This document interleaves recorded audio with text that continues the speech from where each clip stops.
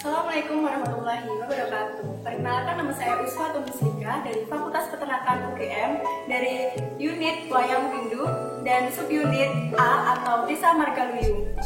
Dan teman saya Siti Roman dari Fakultas Peternakan UGM dari unit Pengabdi Wayang Windu subunit C atau Sukawiyu A.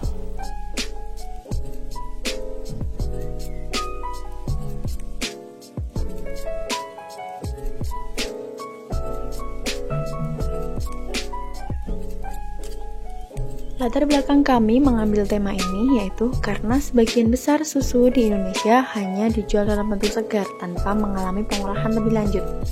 Hal tersebut yang membuat nilai jual susu akan rendah. Selain itu, susu tanpa mengalami pengolahan tidak akan tahan lama. Susu memiliki sifat yang mudah rusak sehingga apabila tidak segera didistribusikan, nilai jual susu akan sangat rendah.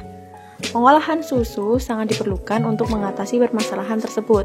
Selain itu, secara ekonomis adanya pengolahan akan meningkatkan nilai jual susu tersebut dibandingkan tanpa pengolahan. Adanya pengolahan susu tersebut akan memberi nilai tambah pada susu, sehingga diharapkan dapat meningkatkan pendapatan peternak Desa Margaluyung. Nilai tambah merupakan perbedaan nilai dari suatu produk sebelum dilakukan proses produksi dan setelah dilakukan proses produksi.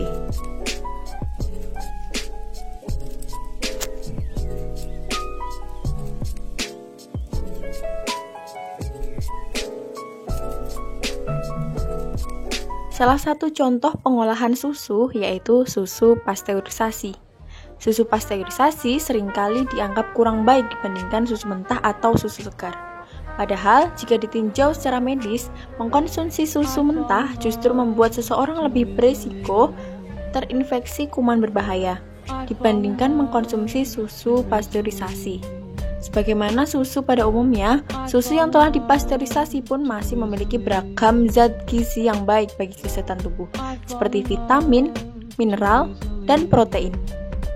Sayangnya, mitos negatif yang berkembang di masyarakat tentang susu pasteurisasi membuat sebagian orang enggan mengkonsumsinya dan lebih memilih susu segar atau pasca pemerahan. Padahal, hal tersebut adalah salah.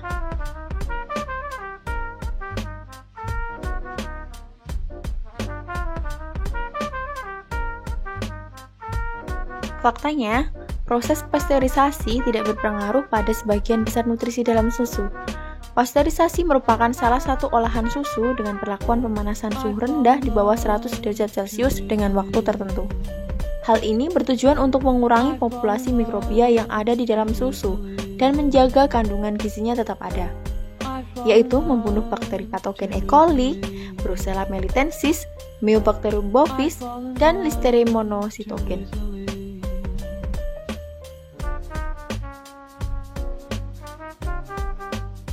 Proses pasteurisasi sendiri dapat dilakukan dengan 3 cara. Yang pertama, low temperature long time atau suhu rendah dengan waktu yang lama, yaitu dilakukan dengan suhu 63 derajat Celcius selama 30 menit. Yang kedua, high temperature short time atau suhu tinggi dengan waktu yang rendah, yaitu dilakukan dengan suhu 72 derajat Celcius selama 15 detik.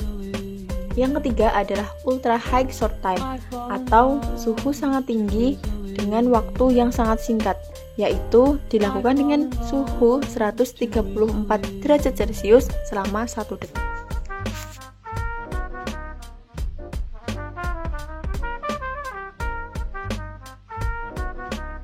Untuk penyimpanannya, pasteurisasi hanya membunuh sekitar 90-99% bakteri di dalam susu, sehingga masih perlu penyimpanan susu di dalam kulkas atau lemari pendingin untuk mencegah populasi bakteri berkembang hingga tingkat yang berbahaya. Tutup wadah rapat-rapat dan jauhkan dari cahaya.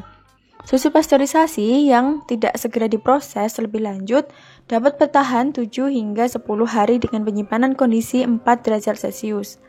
Jika proses pasteurisasi sudah dilakukan setelah pemerahan, susu akan lebih cepat rusak jika disimpan di tempat dengan suhu di atas 7 derajat Celcius. Jika terpapar kontaminasi baru, misalnya kontak dengan sendok kotor, atau jika susu mentah tidak disimpan dengan baik sebelum proses pasteurisasi berlangsung.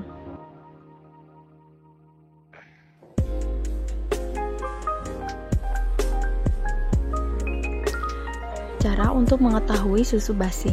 Yang pertama, cium bau susu. Susu segar hanya memiliki bau susu, tidak disertai bau-bau yang lain. Jika sudah basi, baunya tidak enak dicium dan rasanya akan tajam. Yang kedua, cek konsistensi susu. Susu adalah cairan yang encer dengan memiliki tekstur lembut. Susu segar tidak memiliki warna yang aneh, gumpalan, atau menyerupai yogurt. Buang susu jika tampilannya sudah menyerupai kotek cheese atau keju lembut. Yang ketiga, periksa warna susu. Warna susu harus selalu putih bersih. Jika kemasannya tidak transparan, coba tuang sedikit ke gelas dan terawang pada cahaya. Susu basi biasanya berwarna tua, misalnya kuning atau warna gelap lainnya. Yang keempat, pastikan tanggal kedaluarsanya. Produsen susu diwajibkan mencantumkan tanggal baik sebelum digunakan di kemasan susu. Peneliti gizi menyarankan susu dikonsumsi sebelum 3 hari dari tanggal baik sebelum digunakan. Selanjutnya, cek apakah susu disimpan dalam suhu ruangan atau dalam waktu lama. Susu dapat basi sebelum tanggal kadaluarsa akibat pengaruh-pengaruh tertentu. Susu harus selalu disimpan dalam suhu 4 derajat Celcius. Tetapi jika disimpan di dalam freezer, susu bisa tahan lebih lama dari tanggal kadaluarsanya. Selanjutnya, uji sampel dengan microwave. Tuangkan susu ke dalam wadah yang aman digunakan dalam microwave dan panaskan di microwave selama 1 menit. Amati apakah muncul gumpalan atau lengket di dalam susu. Jika iya, maka tidak layak untuk dikonsumsi.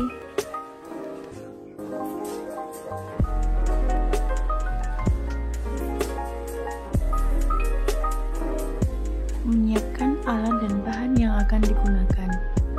Bahan yang akan digunakan adalah susu murni, bubuk perasa atau perisa makanan, gula, dan es batu.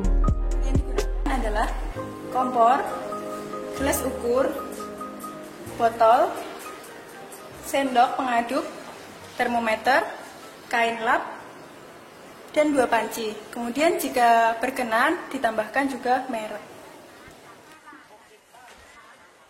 Proses pembuatan susu pasteurisasi.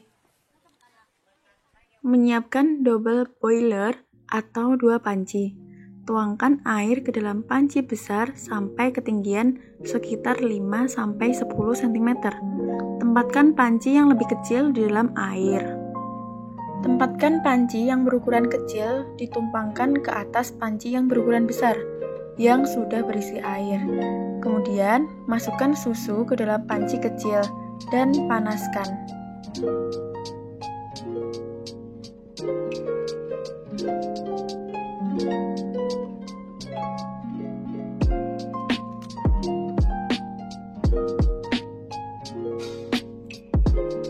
Masukkan susu dan susu terus diaduk ketika perebusan agar susu tidak menjendal atau pecah.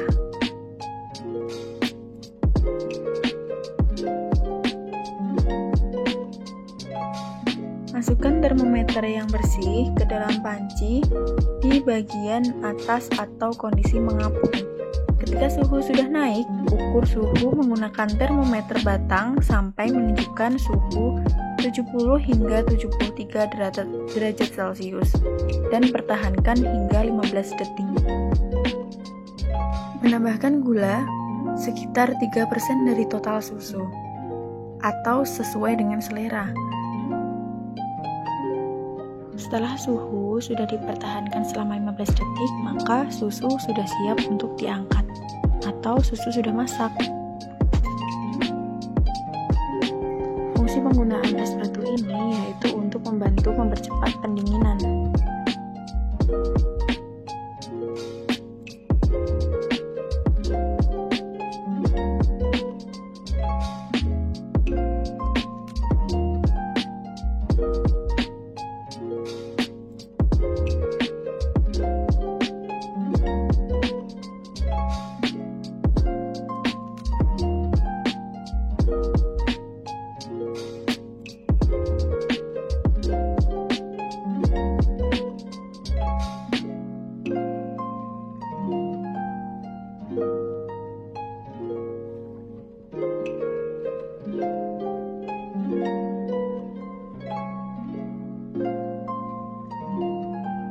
Menambahkan bubuk perasa atau bisa digunakan perisa dalam bentuk sirup, kemudian aduk sampai merata.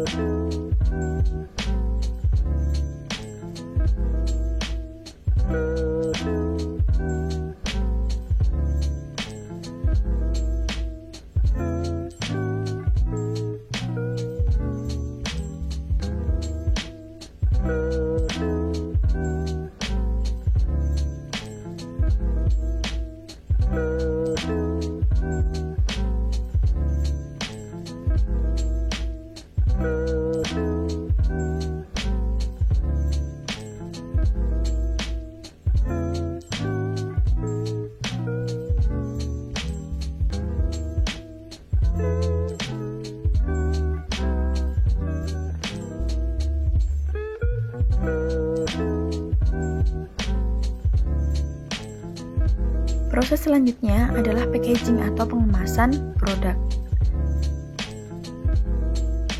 Packaging dilakukan dengan cara memasukkan susu yang telah siap dihidangkan ke dalam kemasan atau botol dan diberi label jika ingin dipasarkan.